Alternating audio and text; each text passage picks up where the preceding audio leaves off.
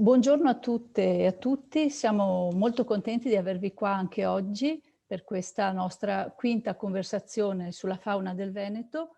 Oggi questo è il momento conclusivo del ciclo di queste conversazioni che è iniziato il 23 aprile. Passo subito la parola alla nostra dottoranda di scienze ambientali, la dottoressa Arianna Spada, che ha organizzato insieme al professor Franzoi e al professor Malavasi del Dipartimento di Scienze Ambientali, Informatica Statistica e la Biblioteca di Area Scientifica di Ca' Foscari questo ciclo di conferenze per la presentazione del nostro relatore di oggi, il dottor Luca Lapini. Arianna, a te la parola. Grazie. Grazie Alessandra, buongiorno a tutti, sono felice di presentarvi l'ospite di oggi, il dottor Luca Lapini, che appunto è un naturalista che lavora dal 1996 come zoologo nella sezione zoologica del Museo Friulano di Storia Naturale di Udine, dove si occupa prevalentemente di vertebrati terrestri. In particolare ha studiato l'ecologia, la tassonomia, la distribuzione di varie specie rare e importanti anche a livello di conservazione, tra cui passando dagli anfibi quali ad esempio Pelobate fosco, attraverso i rettili come la lucertola di Horvath, e per occuparsi di molti mammiferi. Si occupa anche di chirotteri, si è occupato di lontra, lupo, gatto selvatico e appunto oggi ci parlerà di sciacallo dorato. Sono quindi felice di passare la parola al dottor Lapini per il suo intervento di oggi. Grazie Luca.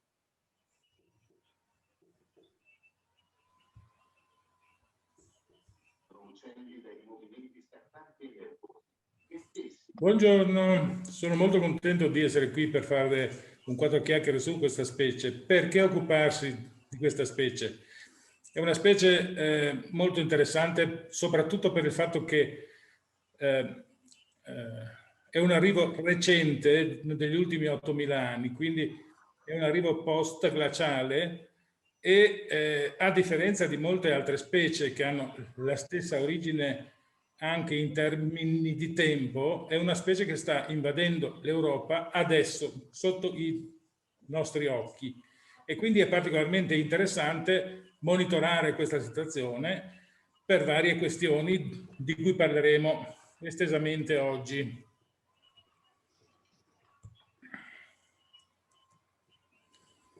Due parole su questa specie. È un canide. I canidi sono la famiglia che raggruppa il lupo e molti altri cani selvatici. Lo sciacallo dorato europeo è una specie eurasiatica. In passato si pensava che fosse anche africana, ma così non è, perché gli animali africani, che in passato erano identificati come sciacalli dorati, sono in verità una specie arcaica di lupo che si chiama lupo dorato, e quindi la distribuzione di questa specie è eurasiatica e arriva al massimo fino a Israele, a sud. Quindi gli animali che abitano l'Europa sudorientale arrivano dal Caucaso e sono arrivati da poco. Il nome italiano è sciacallo dorato europeo. La sottospecie europea si chiama Moreoticus perché è stata descritta per la Morea, che era l'antico Peloponneso in Grecia. È un animale di piccola taglia, 10-15 kg. Normalmente gli animali nati in aprile crescono più o meno di 1 chilo al mese, e quindi a circa un anno hanno 11 o 12 kg, e 15 kg sono un peso eccezionale di animali adulti maschi. Le femmine sono un po' più piccole, 26% più piccolo in genere. È un canide sociale, ma sociale per modo di dire, perché l'unità sociale base di questa specie è la coppia monogama, che peraltro per gran parte dell'anno abita con i cuccioli, mediamente 3, e spesso con una femmina che ha la funzione di helper. La dieta è tendenzialmente microteriofaga, ma in verità si tratta di uno spazzino opportunista o scavenger che mangia qualsiasi cosa trovi, se possibile già morta. Le pubblicazioni scientifiche più recenti ne parlano come di un opportunista raccoglitore. Quindi la predazione avviene in genere a carico di mammiferi di piccola taglia, dai topi fino a animali di circa 2 kg, oltre si tratta per lo più di cadaveri o carcasse. In certi casi può predare agnelli, in particolare se gli allevatori non attuano alcuna precauzione. La provenienza degli animali italiani è balcanica, dalla Slovenia e dalla Croazia, ma si è visto, ne parleremo dopo, che in verità arrivano in Italia già incrociati tra animali dalmati e della Pannonia e della Bulgaria. Quindi hanno la condizione ideale per essere predisposti all'espansione. L'anno d'ingresso è l'84, ma si riferisce all'anno in cui è stato catturato il primo esemplare italiano, che è stato catturato, no, tra l'altro, in Veneto, a San Vito di Cadore. La prima riproduzione in Veneto invece è del 94, in Italia nell'85 a Udine, in Veneto nel 94 nelle prealpi bellunesi. La consistenza attuale stimata in Veneto è di 10 o 20 animali, 2 o 3 gruppi riproduttivi e alcuni animali erratici. Un gruppo è costituito mediamente da 5,3 esemplari in Europa meridionale e in Italia non fa eccezione. L'aspetto di questa specie è quello di un cane di piccola taglia. Tenete presente che un cane di un 10 kg è una bestiola proprio piccolina. La struttura dell'animale è comunque così simile a quella di un lupo che senza riscontri dimensionali è molto difficile nel corso di un avvistamento non capire di che specie si parla. Le caratteristiche per riconoscerlo sono evidenti anche nel mantello. In queste immagini vi prego di guardare il collare bianco che ha alla base del collo, la punta della coda nera, la coda che è molto corta, e un bavarino sotto il muso bianco.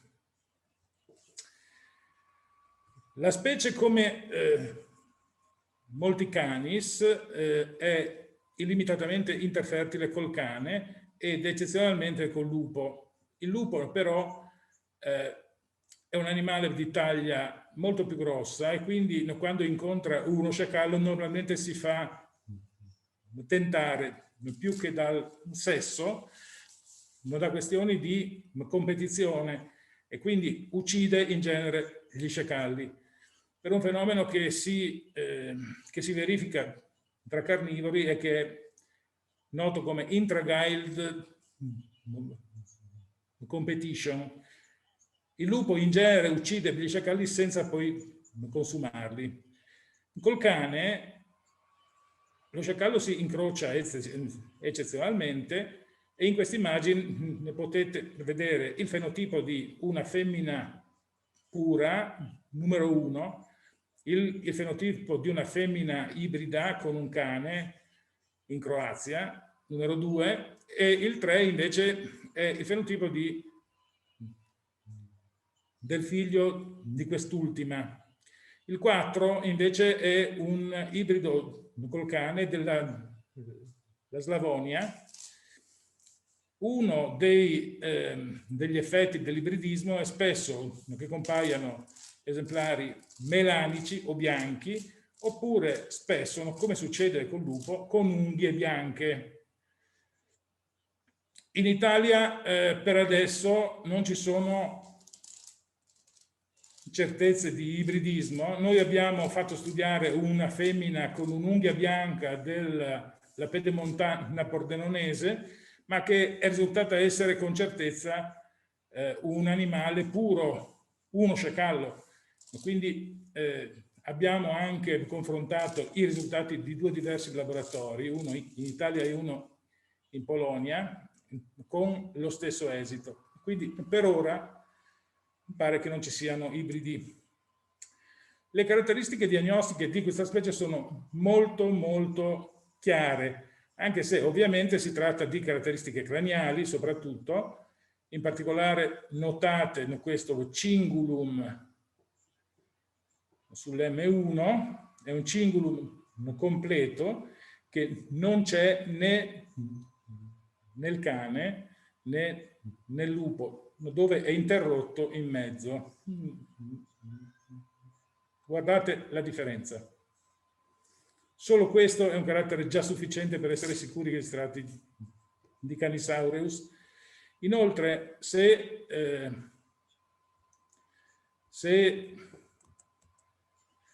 guardiamo il cranio, le ossa nasali, che sono queste 2 qui, nella parte anteriore hanno un'intaccatura molto tipica che non c'è né nel lupo né nel cane.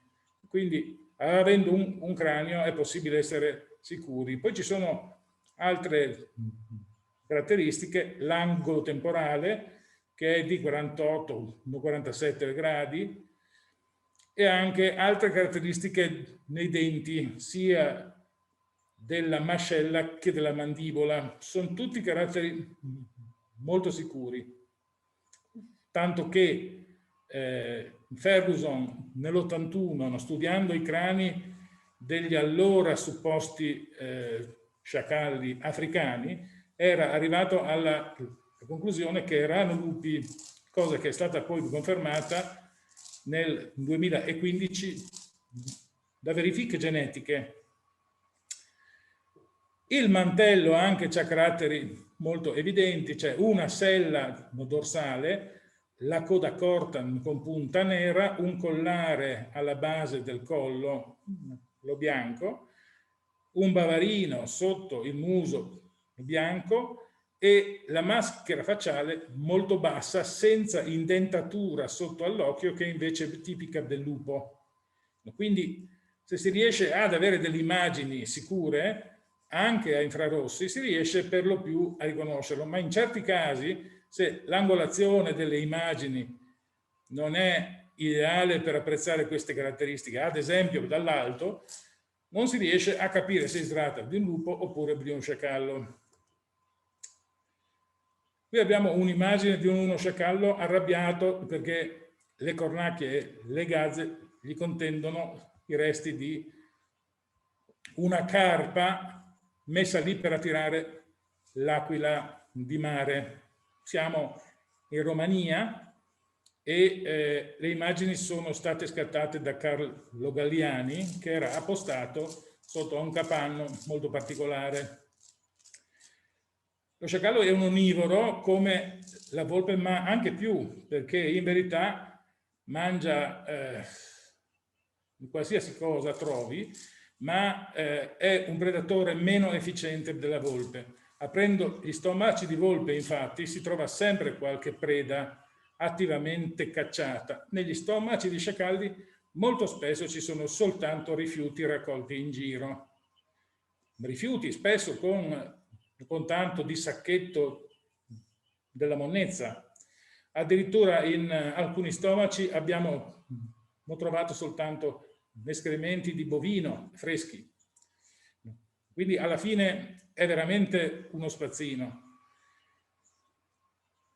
Naturalmente la funzione che ha è quella di eliminare rifiuti, tanto che i servizi ecosistemici che questa specie provoca, anzi fornisce in tutta Europa, sono stati anche quantificati e sono servizi ecosistemici abbastanza apprezzabili. Ovviamente queste sono cose tipicamente universitarie, perché in verità, anche se non elimina lui le carcasse e le spazzature, ci pensa qualcun altro. Nonostante queste esigenze ecologiche molto particolari, è considerato nocivo in molti paesi europei. Perché? Soprattutto perché ogni tanto interferisce con la zootecnia rurale, soprattutto predando agnelli. Ma abbiamo visto ultimamente che se i pastori lo lasciano fare senza intervenire, è in grado talvolta anche di predare altro. Qui abbiamo un esempio di dieta studiata in base a stomaco. Lo studio della dieta di Canisaureus è attualmente abbastanza deficitario. Perché? Perché in tutta Europa si fa largamente su escrementi che non sono riconoscibili. Quindi, alla fine, quello che si ha leggendo una pubblicazione fatta in base a escrementi, si sa che cosa mangiano cani, lupi e volpi e sciacalli in un'area, che è una cosa che può comunque andare bene, perché tutto quello che mangiano gli altri se li mangia pure lui. Ma di qui a stabilire che si è studiata la dieta di Canisaureus ne passa. In particolare in Italia è stato studiato ultimamente nella zona di Doberdo del Lago, e ovviamente la conclusione è stata che tra sciacallo e volpe c'è una enorme sovrapposizione di nicchia ecologica. Naturalmente, perché gli escrementi sono stati riconosciuti a occhio senza alcun tipo di certezza. Purtroppo esistono varie iniziative anche in Austria ora per tentare di riconoscere con certezza gli escrementi.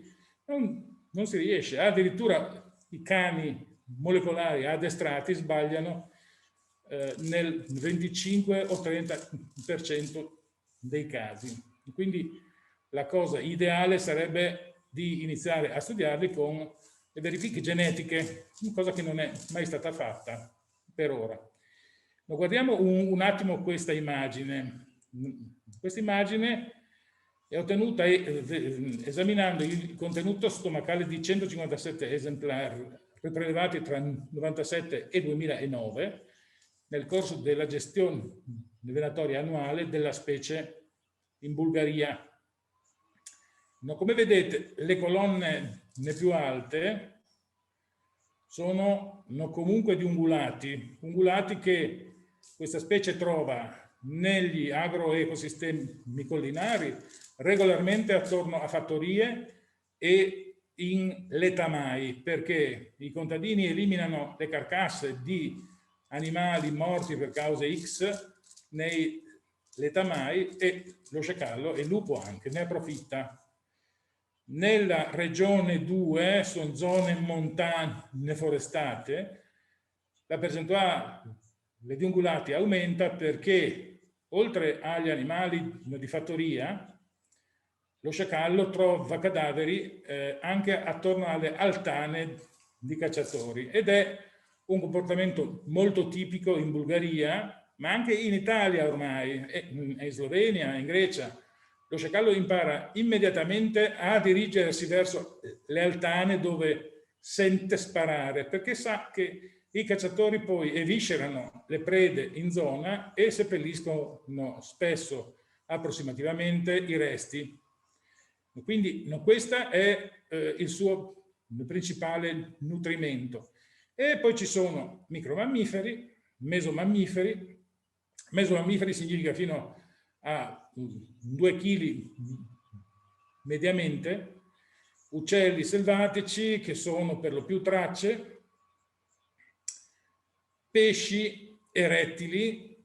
In Italia per ora di rettili abbiamo soltanto un biacco nero e una lucertola muraiola, ma il biacco nero è stato trovato a pezzettini schiacciati secchi con larve di ditteri negrofagi, e quindi è stato sicuramente raccolto su strada.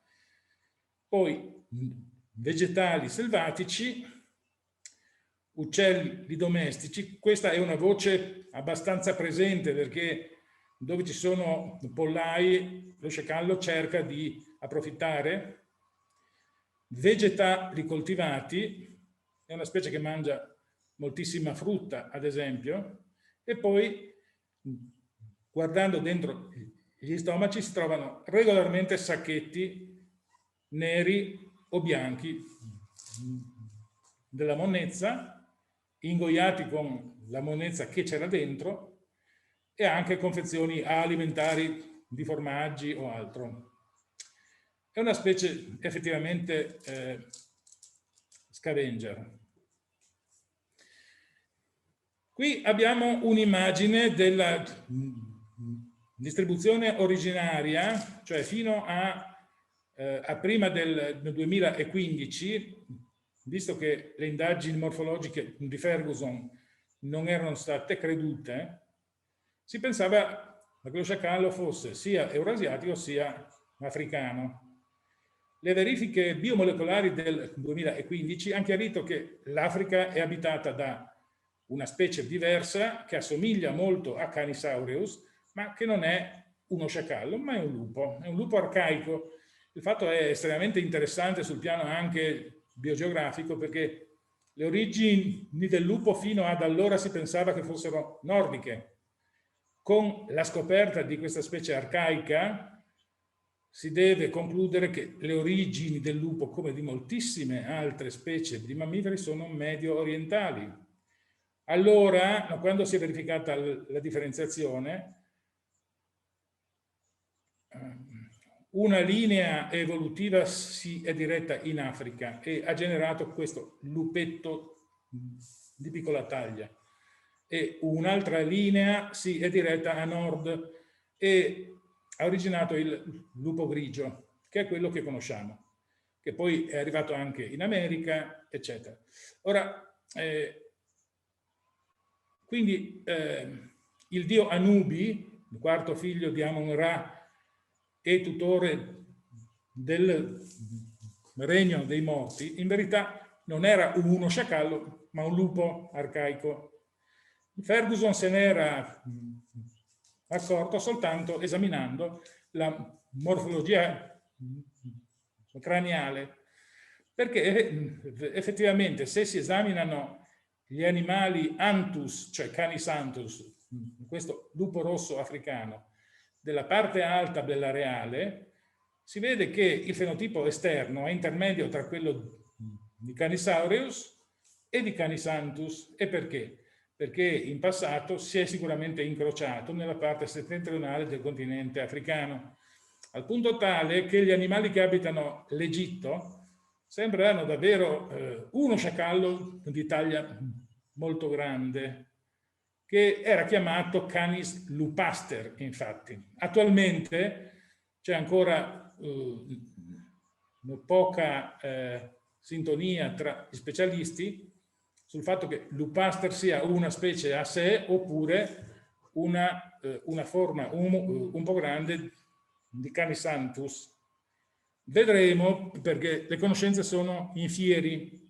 I canis sono animali che hanno un cariotipo molto simile e sono molto spesso illimitatamente interfertili, al punto tale che in Nord America il coyote si è incrociato col lupo, generando una specie ibrida che si chiama lupo rosso, che in effetti è un ibrido, ma è un ibrido che le verifiche paleontologiche hanno localizzato anche prima che arrivassero gli occidentali, e quindi questo fenomeno di ibridismo tra i due è anteriore all'uomo occidentale. Quindi non è vero che l'ibridismo è dovuto al fatto che l'uomo occidentale ha eliminato il lupo grigio, ma è un fenomeno già antecedente. In Europa è successo un qualcosa di simile, ma senza questi fenomeni spettacolari di ibridismo, nonostante l'ibridismo avvenga, come vi ho spiegato. In Bulgaria ci sono ormai diversi casi accertati sul piano biomolecolare, non tanto per le verifiche iniziali di Moura e compagni, ma per le verifiche più recenti di Vislav Bogdanovic, che ha verificato queste cose. Effettivamente alcuni lupi bulgari hanno avuto una certa introgressione con lo sciacallo, che non è abbondantissima, ma esiste. In Europa, vi dicevo, la distribuzione di Canisaureus e Canis lupus è stata complementare per millenni. E che significa? No? Dove c'era il lupo, lo sciacallo stava ai margini, e quindi nella penisola balcanica, per fare un esempio, era rimasto confinato per secoli e millenni nella parte costiera della penisola balcanica, sia in Dalmazia che in Grecia, e quindi soltanto la recente eliminazione del lupo dalla penisola balcanica, che ha avuto l'apogeo a metà degli anni 50 del Novecento, lo sciacallo ha potuto iniziare la sua migrazione verso est, verso nord. Questa è la situazione distributiva attuale al 21 marzo 2021. Tenete presente che si tratta di una distribuzione che trovate online in un apposito sito che abbiamo istituito, si chiama Canisaureus News, e trovate i dettagli sotto a questa immagine. L'abbiamo fatto perché quando è arrivato, che non riconoscerlo, e quindi alla fine c'erano un sacco di immagini di lupo scambiate per di lupo che in verità erano sciacalli. Quindi noi siamo arrivati alla provincia di Parma sulla base di una segnalazione che pensavamo essere l'ennesimo esemplare in dispersione giovanile. Arrivati lì, invece, è uscito fuori un gruppo, e contemporaneamente abbiamo iniziato a guardare le foto raccolte da fototrappole dei vari gruppi che si occupano di monitoraggio del lupo, e abbiamo visto che in verità lo sciacallo è molto più diffuso di quel che si pensava. All'inizio sono uscite fuori 13 stazioni di 5 diverse province dell'Emilia Romagna, e ultimamente è arrivato oltre in provincia di Ravenna, e quindi siamo a 6. Questa è la situazione dello sciacallo nell'Italia nord-orientale, con particolare riferimento al Veneto. Allora, se guardate con attenzione, abbiamo questa zona qui,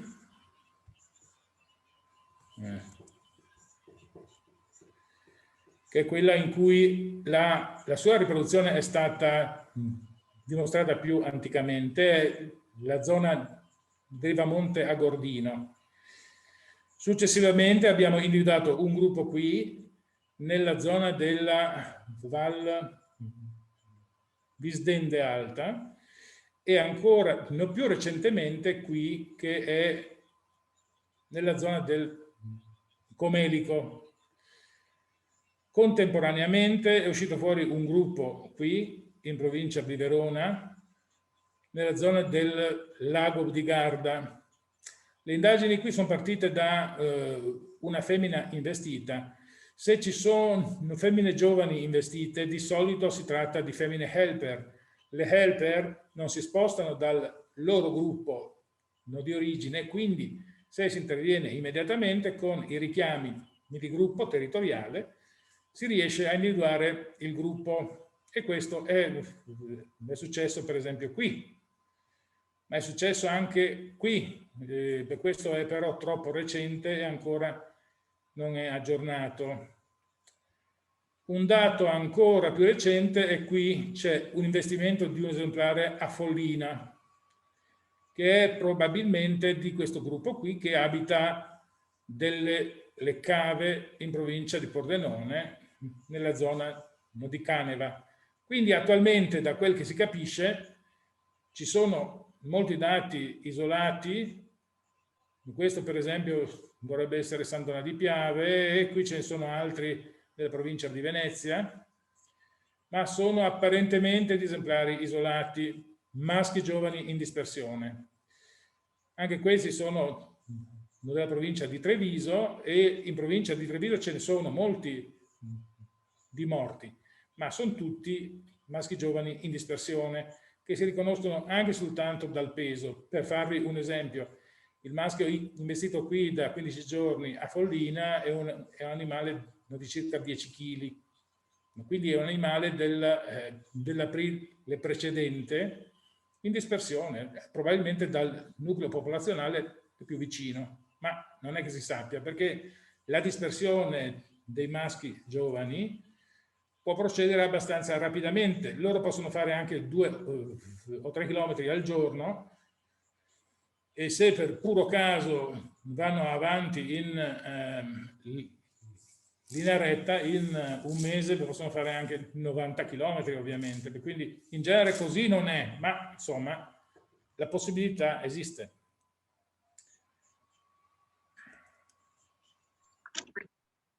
Questa è un'immagine che mi consente di parlarvi della genetica degli animali italiani. Noi abbiamo visto nel 2013 tutti gli animali investiti in Italia per capire da dove arrivassero. Allora ce n'erano una ventina. Come vedete, dalle torte arrivano per lo più già incrociati tra le popolazioni dalmate, che sono rosse, della Pannonia, che sono chiare, e della Bulgaria, che sono verdi. La prevalenza di sangue dalmata è abbastanza evidente, ma arrivano in Italia già alla seconda o terza generazione. Non abbiamo ancora individuato l'area di incrocio, ma è probabile che in verità stia qui. Tenete presente che lo sciacallo è arrivato in questa zona qui nel 1952, in seguito alla eliminazione prevalente del lupo balcanico. Quindi alla fine la situazione è abbastanza orientata. Dal 52 o 53 non ci sono state più segnalazioni per un bel po', e poi nell'80 sciacalli si sono insediati in Istria, che è questo triangolo qui, e poi hanno iniziato a migrare verso nord-ovest e nord-est, invadendo Austria e Italia. Quindi la situazione è abbastanza chiara per quanto riguarda la provenienza. Si tratta di animali che arrivano in Italia già incrociati, e quindi con una elevatissima energia di dispersione, come deriva molto spesso dall'incrocio tra animali abbastanza selezionati. Tenete presente che gli animali dalmati sono stati isolati a lungo, e quindi sono fortemente selezionati per la vita nelle garighe mediterranee. In questa situazione non sarebbero stati particolarmente idonei a una espansione così impressionante. Incrociati invece con gli altri, hanno assunto le caratteristiche di euriecia, che ha consentito loro di invadere tutta Europa. Attualmente lo sciacallo è arrivato nel mare del nord, in Danimarca, in Francia, e sta proseguendo verso ovest e verso est, nord-est, anche Ucraina, Russia, eccetera. È una specie in fortissima espansione. Questo invece è una verifica sulla genetica di tutti gli animali europei, fatto da Rutkowski nel 2015 e colleghi. Restava infatti in qualche dubbio sulle origini degli animali europei, non tutto sommato, perché le informazioni che esistevano erano soprattutto di tipo paleontologico oppure quelle limitate all'Italia che avevamo studiato noi. Allora Rutkowski e i colleghi hanno studiato i campioni di tutta Europa ed hanno visto che arrivano tutti dal Caucaso. Poi in Grecia c'è un grosso gruppo di animali. Gli animali indiani sono separati da una enorme distanza genetica. Tenete presente che in India c'è uno sciacallo che ha addirittura un cariotipo tutto suo. Quindi la verità è che ancora non sappiamo se Canisaurus è un'unica specie oppure un aggregato di specie. E visto quello che è successo in quegli animali africani, non ci sarebbe da stupirsi che in verità ci fossero più specie sparse nel suo grande areale. Le popolazioni attuali più antiche sono quelle dell'isola di Samos, che sono quelle che sono più vicine ai primi animali che sono migrati verso est del Caucaso. Questi sono gli animali che hanno invaso tutta Europa e questi sono gli animali caucasici. Ora, le distanze sono abbastanza elevate in certi casi e ci danno un'idea del tipo di situazione che questa specie ha affrontato per la sua espansione. Qui vediamo in dettaglio alcune fasi di questa espansione che sono state ricostruite a giudicare da reperti subfossili e da testimonianze storiche che sono estremamente rare, sia le prime che le seconde, quindi alla fine si tratta di una ricostruzione che è sicuramente lacunosa e parziale, ma dà un'idea di quello che è successo. Noi qui siamo 1500 anni prima di Cristo, a giudicare dalle testimonianze storiche, questa doveva essere la situazione. Questa è la situazione nel 1950. Come vedete c'era già stata una discreta espansione sia verso nord che lungo la penisola balcanica, anche con un puntino qui a Caporetto, 1952 e 53. La situazione attuale è questa, con popolazioni abbastanza continue nella parte montana della penisola balcanica dove non c'è molto lupo e lungo le coste sempre dove non c'è molto lupo. Questa è la situazione del 2017 che mostra l'espansione in corso. I pallini piccoli sono pallini dell'espansione. Per darvi un'idea, nel 2017 è iniziata l'espansione massiccia che ora ha portato lo sciacallo fino alla provincia di Ravenna. Ma allora c'era già un primo esemplare erratico in provincia di Modena e un altro erratico sempre, che oltretutto è ancora là, nell'Alta Valle Brembana in Lombardia. Questo fenomeno è praticamente contemporaneo, cioè è avvenuto un anno dopo la prima aggressione che è stata registrata in questa zona qui sullo sciacallo da parte del lupo. Questo è un altro grafico sempre ricostruito sulla base di testimonianze storiche, per quanto discontinue, ma che dà un'idea della situazione. In nero la curva di crescita dello sciacallo, in grigio la curva di decrescita delle popolazioni di lupo. Vedete che c'è una certa complementarietà. Complementarietà che si vede molto bene anche qui.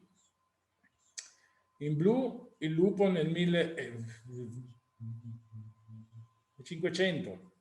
Io prima ho detto, prima di Cristo, no, si tratta di 1500, riferito a questi anni. Questo era lo sciacallo e questo è il lupo. Nel 50 c'era questa stazione del lupo che era stato ampiamente decimato dalle armi da fuoco e lo sciacallo iniziava a espandersi. Nel 2010 c'è ancora una stazione di lupo che avanza, lo sciacallo continua ad avanzare abbastanza, ma continuano a essere abbastanza complementari.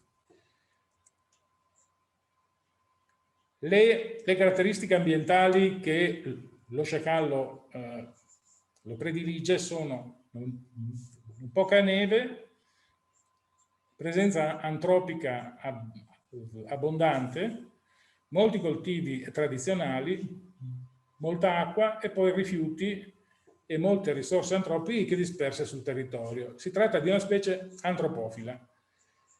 La prova è che gli studi sulla sua densità che sono stati effettuati in Israele indicano che nelle zone con molte risorse antropiche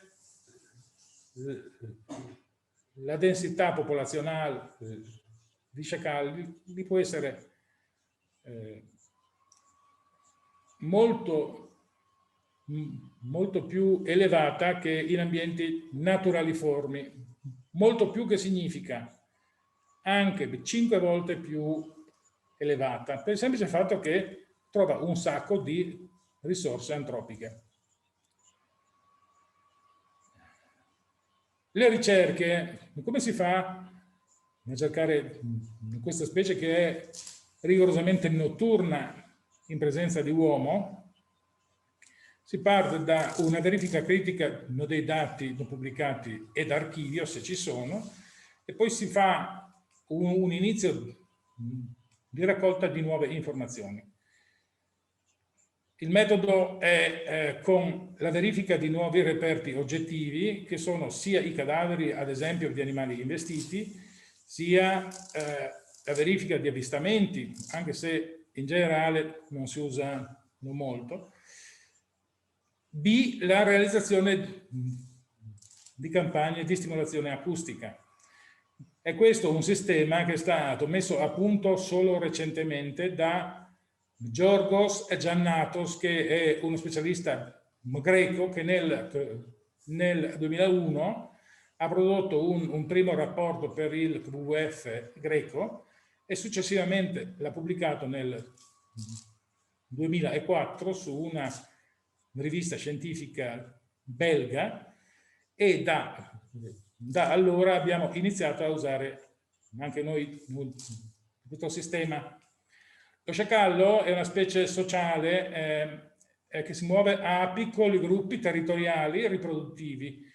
Che cosa succede quando un gruppo ascolta le emissioni sonore di un altro gruppo riproduttivo? Risponde immediatamente. La risposta è talmente immediata che effettivamente il censimento diventa possibile. Gli ululati sono molto caratteristici. Ascoltate.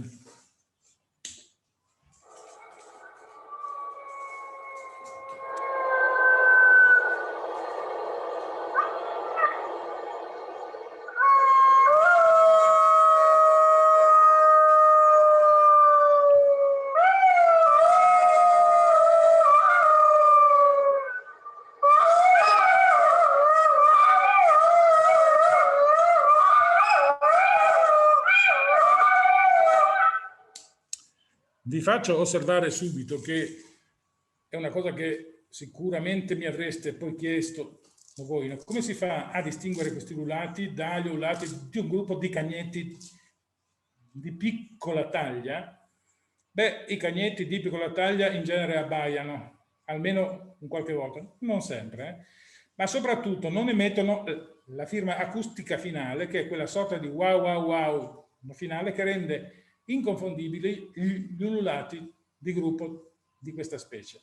Quel wow wow wow viene emesso o dai cuccioli dell'anno oppure dalle madri che vogliono stimolare analoga risposta da parte dei cuccioli dell'anno. Quindi se si riesce a percepire questa firma acustica si è assolutamente certi in Europa che si tratta di Canisaureus. Solo questa specie emette questo particolare vocalizzo. Quindi lo ascoltiamo nuovamente, ma fissatevi l'attenzione sopra ai primi ululati che sono ululati singoli che possono emettere anche dei maschi isolati, ma poi interviene la femmina e i cuccioli che emettono ululati inconfondibili.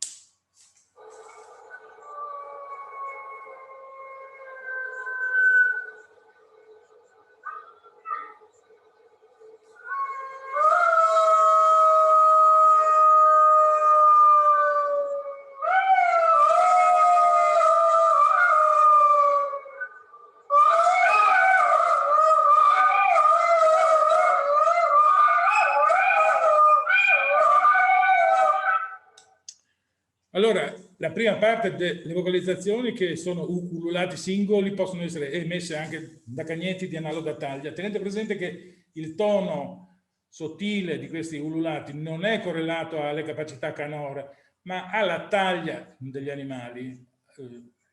I cagnetti di taglia analoga ululano nello stesso modo, se non abbaiano. Ma la firma acustica finale è specie specifica.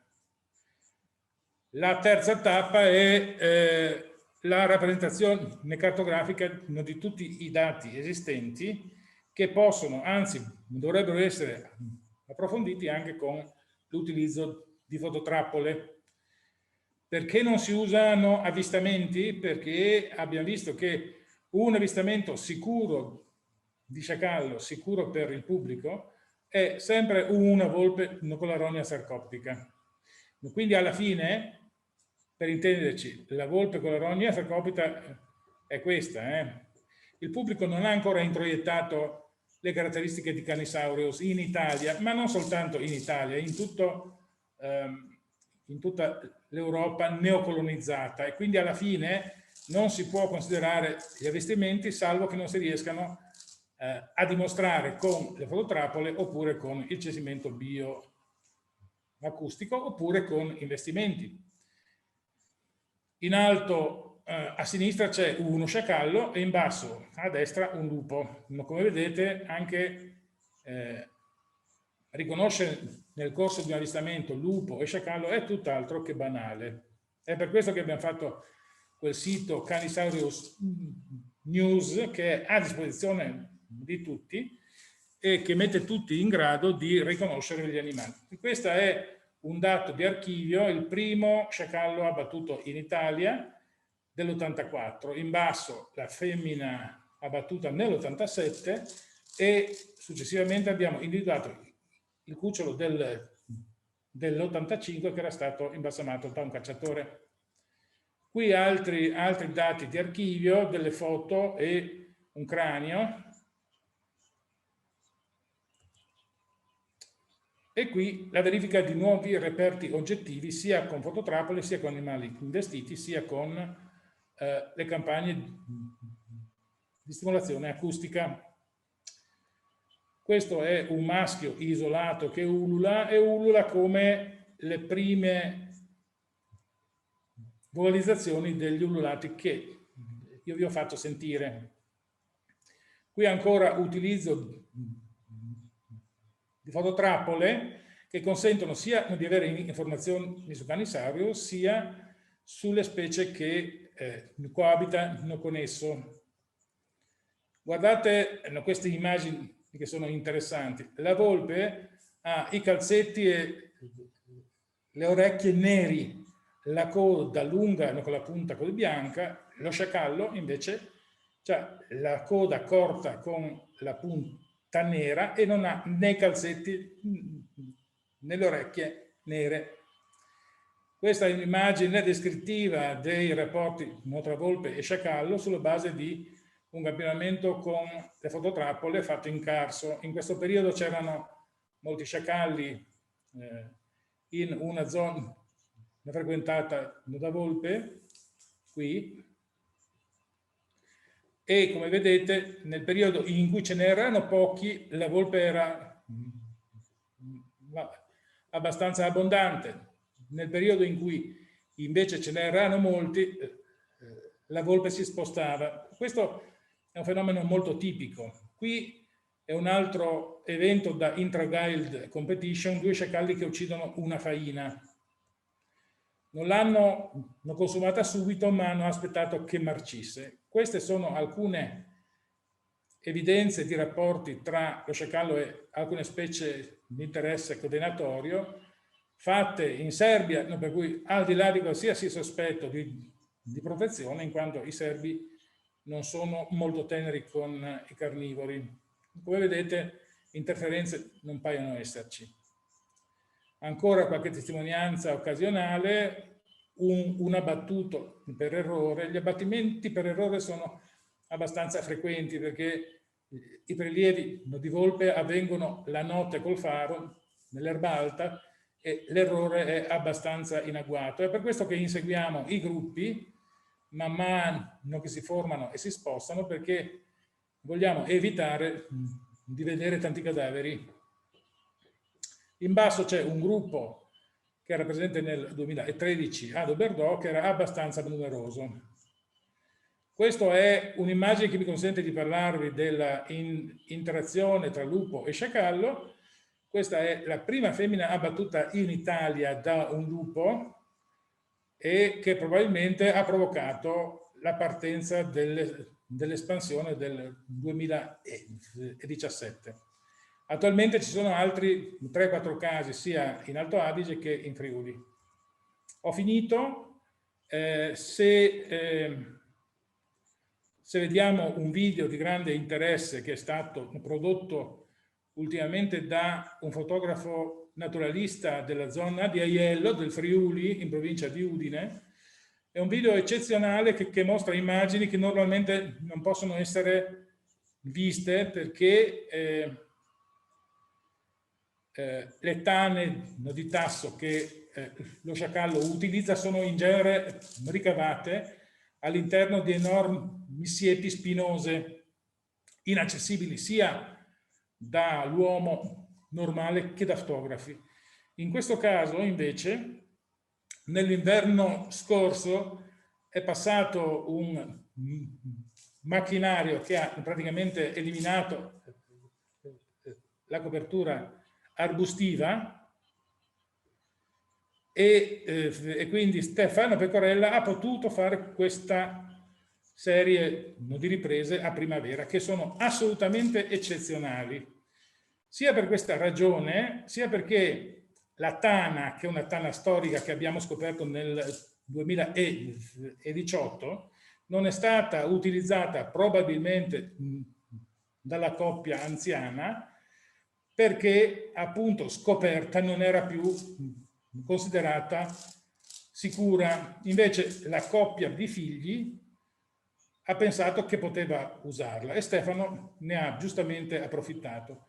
Inoltre il fatto che si tratti di una coppia molto giovane fa sì che non avesse helper e questo ha in sostanza permesso che il maschio abbia sostituito la funzione delle femmine helper nell'accudimento sia della madre che dei cuccioli. Guardate che meraviglia. Grazie Luca per aver condiviso questo bellissimo video di Stefano. E adesso passerei io a farti delle domande. Sì. Spero mi sentiate. In realtà invito gli ospiti a farci le domande perché oggi sono un po' timidi. La prima che è arrivata è più che altro un consiglio. Chiedono, buongiorno, oggi a bordo strada sotto le colline tra Pieve di Soligo e Conegliano ho visto un animale investito che probabilmente era una volpe. In caso tuttavia di rinvenimenti dubbi, come si può eventualmente segnalare la cosa? Credo che questo possa interessare a molti in realtà. Sì, allora ogni singola regione ha un servizio di recupero fauna che interviene per portare via i cadaveri e molto spesso utilizza i cadaveri per studi particolari. Per esempio nella regione Friuli le volpi investite vengono utilizzate per la verifica del tasso vaccinale antirabbico. Quindi se si riesce ad avvertire la locale riserva di caccia, di solito intervengono per utilizzare questi cadaveri in questo modo. Se invece si tratta di sciacalli, è bene avvertire noi che interveniamo immediatamente per studiare le carcasse che parlano molto più degli animali vivi, sia per la dieta, sia per la riproduzione, eccetera. Noi stiamo sezionando tutti i cadaveri investiti in Italia. È un'impresa ardua perché ormai se ne investono uno al mese in media, ma spesso anche 2 o 3.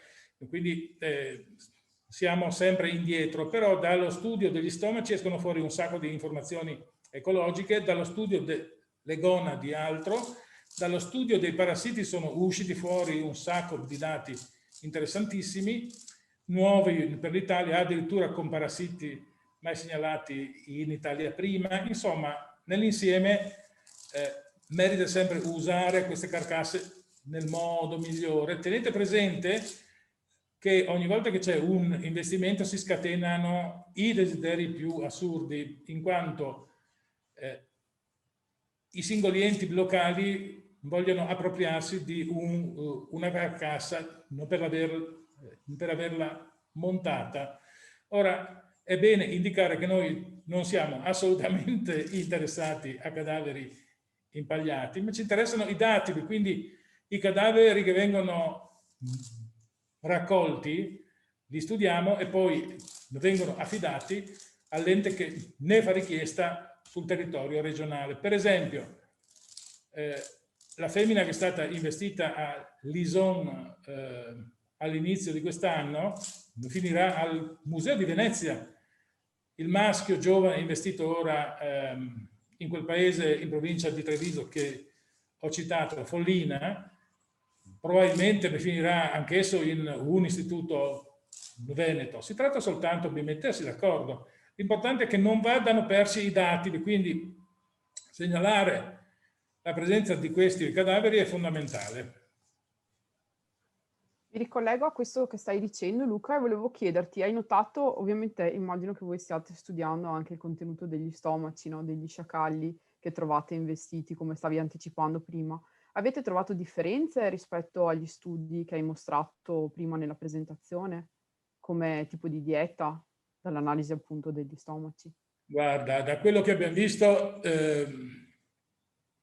negli stomaci qui da noi c'è una netta preponderanza di spazzatura, che è una cosa assolutamente imbarazzante e impressionante, perché per esempio i roditori non sono assolutamente così abbondanti come sono quelli segnalati in Ungheria, ma in Ungheria gli studi sono stati fatti soprattutto studiando escrementi, quindi è probabile che siano ottenuti mescolando, come al solito, escrementi di volpe e di sciacallo. Il metodo è un po' questo. Esistono dei metodi morfologici per riconoscerli, in teoria, che sono soltanto metrici, e cioè fino a un certo diametro è volpe, sopra è sciacallo, sopra ancora è lupo. Ora, no, capite che è un sistema assolutamente bizantino e quasi inutile. Infatti abbiamo visto con le fototrappole sul carso goriziano che nei marking places di Canisaureus la specie marca con dei mucchi di escrementi che sembrano essere quindi sicuri perché magari sono vicini a una tana. In verità ogni volta che ci passa una volpe accanto ci fa la sua cacca sopra. Allora alla fine si trovano escrementi di sciacallo e di volpe, e immaginatevi anche il lupo farà la stessa cosa. A Doberdò in particolare, dove sono stati fatti alcuni studi sulla base di escrementi, è presente sia il lupo sia la volpe che lo sciacallo, che il cane. Quindi alla fine gli studi si fanno e nell'approssimazione che comunque lo sciacallo mangia tutto quello che mangiano anche gli altri canidi in zona. Ma scusate, a me eventualmente interessa sapere che cosa mangia questa specie, non che cosa mangiano i cani, i lupi e le volpi. Si può fare tutto, però esistendo i metodi conviene usarli, altrimenti insomma, si producono informazioni che poi inquinano la letteratura per anni. Tenete presente che purtroppo questo è il metodo che si usa in tutta Europa e quindi alla fine se non sono studi da stomaco, francamente è meglio neanche considerarli, né citarli. A maggior ragione quindi conferire le carcasse a istituti che siano in grado poi di analizzare i contenuti stomacali è molto importante, no? Nella conservazione di questa specie e conoscenza. Ma sì, ti dirò, da quello che abbiamo visto è importante dal punto di vista accademico, perché in effetti qualsiasi cosa che questa bestia trovi se la mangia. Quindi alla fine una bestia così eurifaga difficile che possa venire meglio conservata in base a studi sull'alimentazione, ma sapere che cosa mangia è indispensabile comunque dal punto di vista culturale, zoologico, perché da quello che si vede mangia effettivamente qua in Italia soprattutto spazzatura, che è una cosa abbastanza impressionante, devo dire, anche perché se si comparano gli stomaci di volpe, c'è una differenza abissale. La volpe in ogni stomaco c'ha perlomeno alcune prede raccolte attivamente. Negli stomaci di sciacallo molto spesso c'è soltanto spazzatura. Grazie, ti passo una domanda che è arrivata. Le femmine helper appartengono generalmente allo stesso nucleo familiare? Cioè restano sempre nello stesso nucleo? Immagino che sia questa la domanda. Sì, la storia è questa. Lo sciacallo ha un accrescimento molto rapido. A un anno di vita, anzi in genere a 11 mesi, il maschio subisce il picco ormonale che lo obbliga ad allontanarsi dal nucleo familiare. Lo obbliga perché entra in conflitto col padre, di solito, da quel che abbiamo visto, e forse anche con la madre. Le femmine invece a un anno sono ancora strettamente legate alla loro mamma e l'accompagnano per l'anno successivo. Questo significa che l'aiutano nell'allevamento dei cuccioli, ruolo che nelle immagini di Stefano Pecorella è stato assunto chiaramente dal padre ed è un evento straordinario anche perché mostra dei dettagli di vita familiare che altrimenti sarebbero stati svolti dalle helper. Sicuramente le helper sono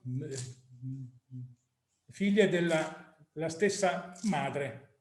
Le helper sono sempre della stessa coppia riproduttiva, perché in un branco c'è soltanto una coppia riproduttiva che oltretutto è monogama e quindi è sempre lei.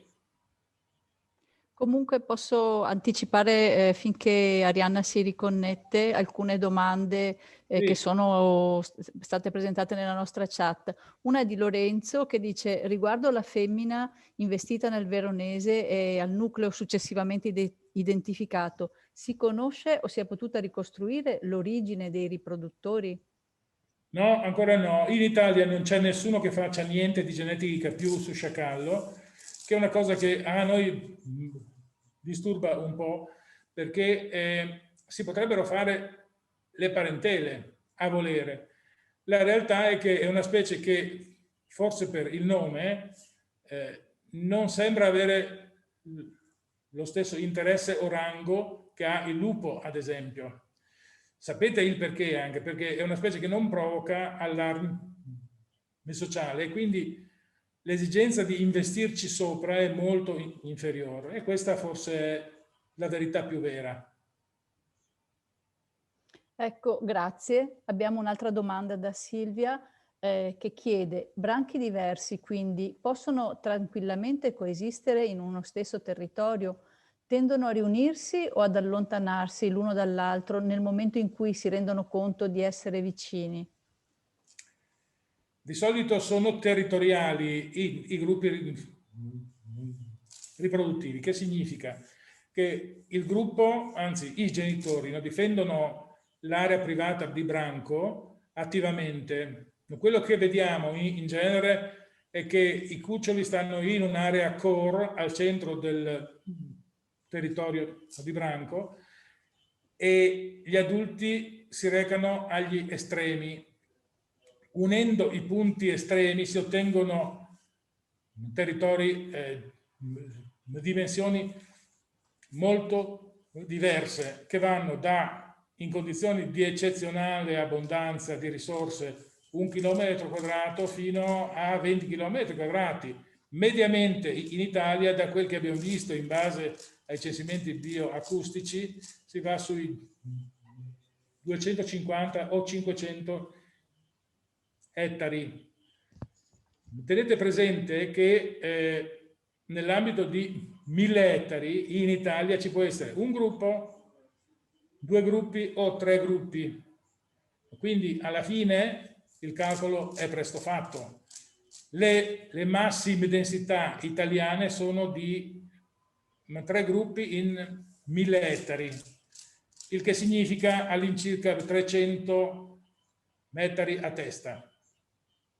Appunto ti ringraziano per la risposta e ti chiedono se siete riusciti a darvi una prima spiegazione sul motivo per cui aspettano che le carcasse vadano in decomposizione, in putrefazione, piuttosto che cibarsi subito della preda, in quei rari casi in cui la cacciavano, visto che appunto prima avevi citato che avevano aspettato dei giorni prima di consumare la faina. È una cosa che ci ha incuriositi pure noi, perché negli stomaci si trovano effettivamente anche dei resti di ungulati investiti che sono per lo più mummificati e pieni di larve, di ditteri e insetti necrofagi, oppure pezzi di pelle tagliati con il coltello che sono i resti di macellazione venatoria che i cacciatori lasciano in ambiente.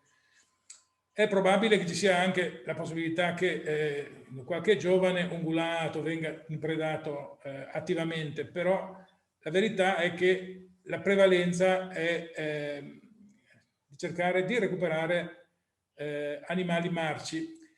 Nei momenti in cui abbiamo attirato animali con esche alimentari, abbiamo visto con le fototrappole che ad esempio con le nutrie che si riescono ogni tanto ad avere perché vengono abbattute e quindi ogni tanto si usano qua e là per attirare questi animali in modo lo più discreto possibile. Molto spesso gli animali le individuano subito, ma intervengono su di loro soltanto quando sono molto marce.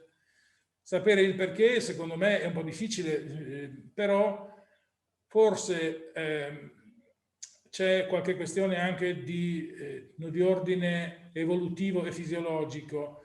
Ultimamente nel corso di alcune dissezioni abbiamo notato, anzi la parassitologa Paola Beraldo dell'Università di Udine ha notato una grande quantità di ghiandole nei tessuti dello stomaco e intestino, ghiandole molto piccole che sembrano delle ghiandole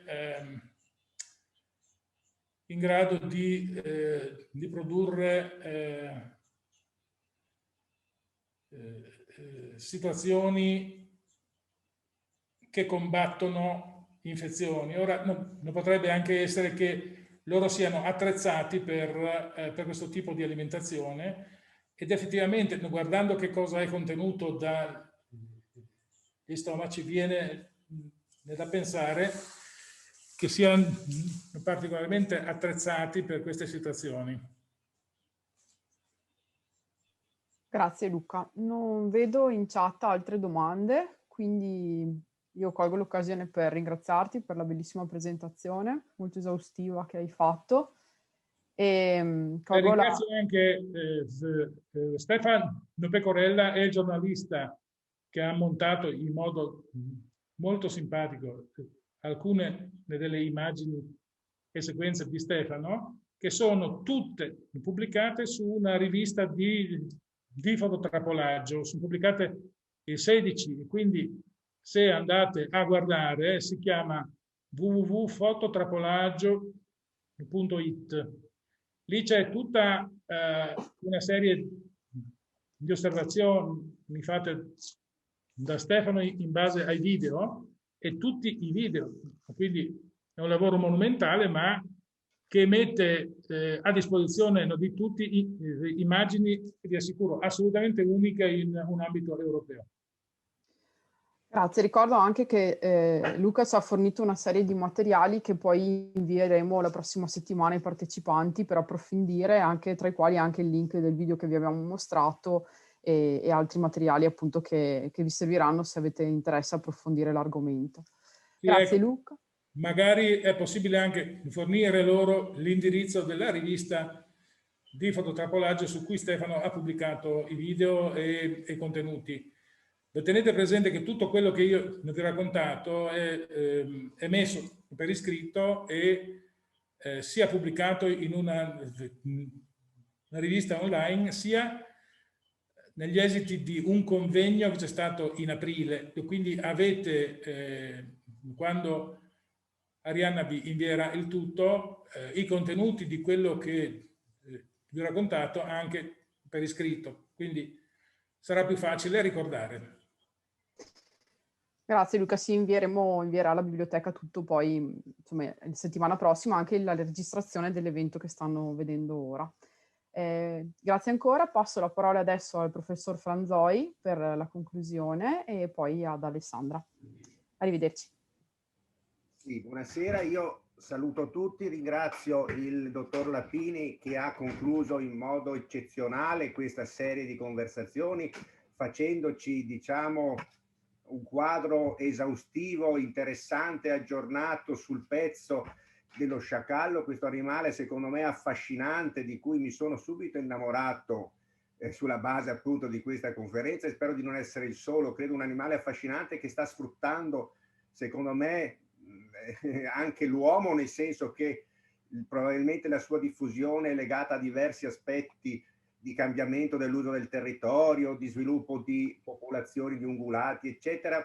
Sicuramente interessante. Dico subito al dottor Lapini che lo chiameremo anche in futuro, chiederemo la sua gentile disponibilità, magari per fare un aggiornamento di questa situazione in progress, che mi sembra molto interessante. Magnifico, ottimo.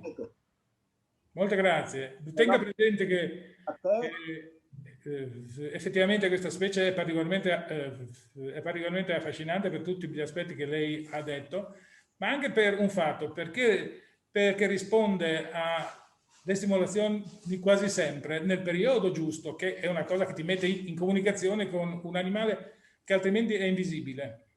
Affascinante. Affascinante. Io devo dire, il filmato era sostanzialmente da brividi a uno ovviamente che ama gli animali e soprattutto si meraviglia sempre delle cose che vede, insomma, con questo comportamento nei confronti della prole, il maschio e la femmina, tutte cose poi che derivano da queste osservazioni con il fototrappolaggio, che veramente mi pare un approccio di campionamento che per questi organismi per questi animali è del tutto fondamentale per acquisire informazioni, no? Ormai sì.